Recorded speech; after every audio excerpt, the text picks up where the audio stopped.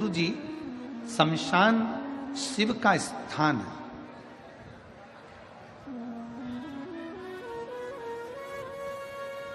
वहां जब किसी मुर्दे का अंतिम संस्कार होता है, जब किसी को अंतिम संस्कार किया जाता है, अग्नि में चिता पर उसको लेटाया जाता है, राख जो एकत्रित होती है, राख जो भस्म, जो राख एकत्रित होती है, वो भस्म, वो राख आखिरी में उसको उठाकर विसर्जन क्यों किया जाता है?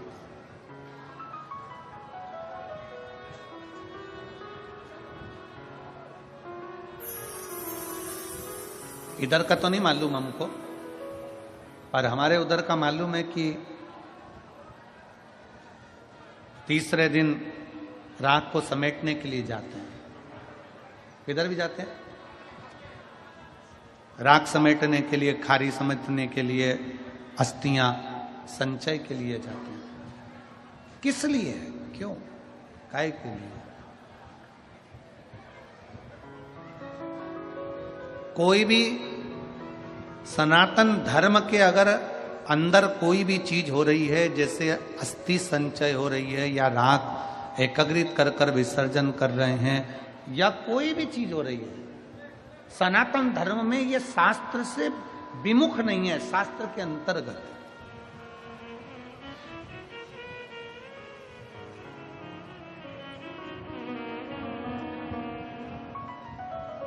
किस लिए? क्यों?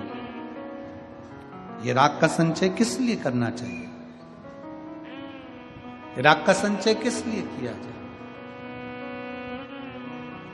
एक कथा आती है कामदेव के भस्म होने की। कामदेव के भस्म होने की कथा थी। कामदेव भस्म हो गए, शंकर भगवान के तीसरे नेत्र द्वारा, तृतीय नेत्र द्वारा कामदेव जलकर भस्म हो जाते।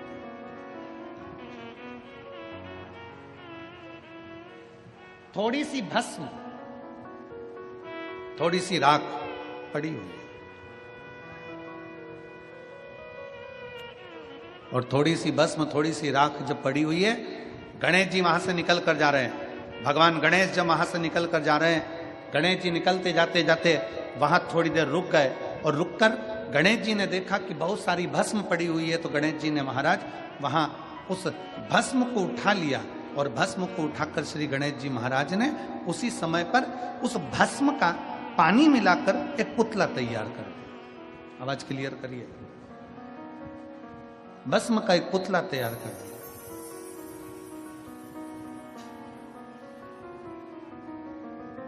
पुतला जैसे ही भगवान श्री गणेश जी महाराज ने भस्म का पुतला बनाया, और पुतला बनाया, थोड़ी ही देर हुई थी और उस भस्म के पुतले में प्राण आ गया।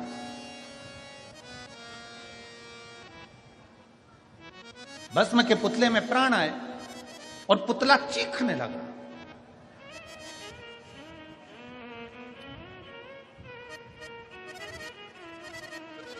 कामदेव जलकर भस्म हो गए। कामदेव का अगले जन्म का माता रति को वर भी दे दिया गया, सब कुछ हो गया। माता रति को वर भी दे दिया गया, सब कुछ हो गया।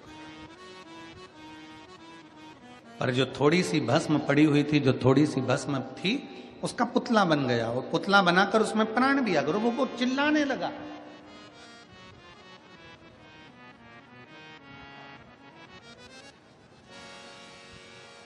इतना चिल्लाया कि ब्रह्मा जी तक कानों में शब्द पहुंच गए।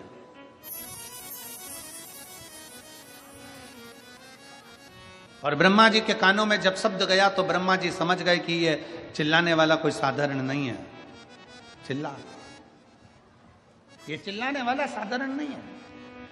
ब्रह्मा जी ने जैसे ही पुतला तैयार हुआ, तैयार होने के बाद पुतले ने प्राण ले लिया, और प्राण लिया तो इतना सुंदर बना, इतना सुंदर बना, राजकुमार जैसा। पर जन्म लेते से ही वो चीख रहा था, चिल्ला रहा था। तो ब्रह्मा जी ने उसका नाम भंडासुर रख दिया। कामदेव की भस्म का पुतला गणेश जी ने बनाया, राख लगे उस पुतले का जन्म हुआ, एक बालक ने जन्म लिया एक राजकुमार के रूप में, और उसका नाम भंडासुर रख दिया। भंड भंड भंड भंड, ब्रह्मा जी चिल्लाए तो उसका नाम भंडासुर।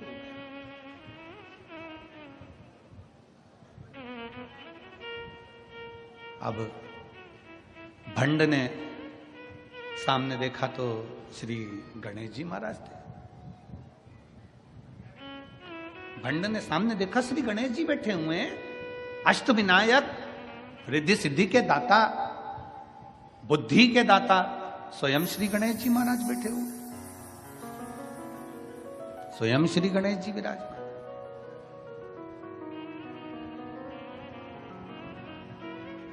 भंड ने हाथ जोड़कर, असुर प्रवृत्ति का है, इसलिए हमारा सनातन धर्म कहता है कि जब किसी का अंतिम संस्कार हो तो अंतिम संस्कार होने के बाद उसकी राख का विसर्जन होना जरूरी है, उसकी अस्थि का विसर्जन होना जरूरी है।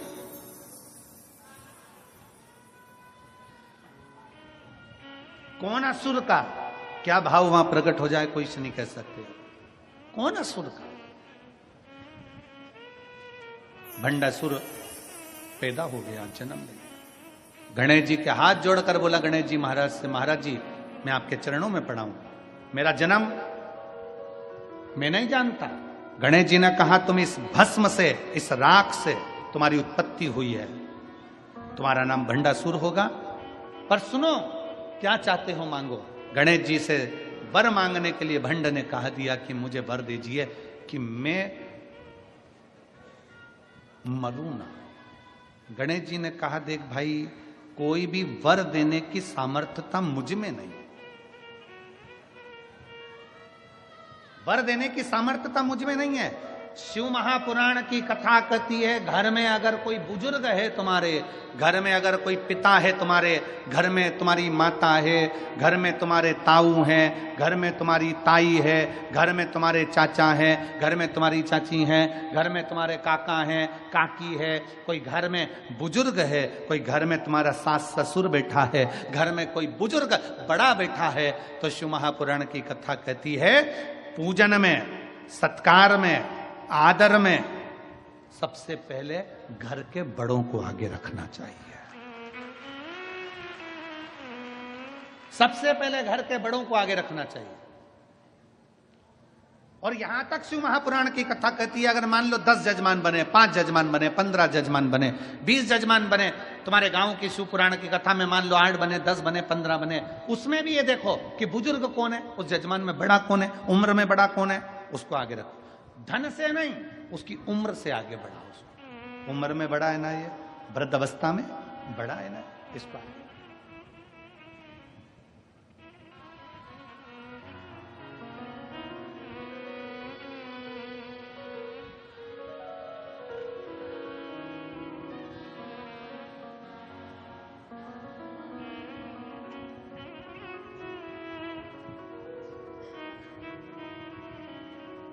घर के बड़ों को अग्रण्य रखिए,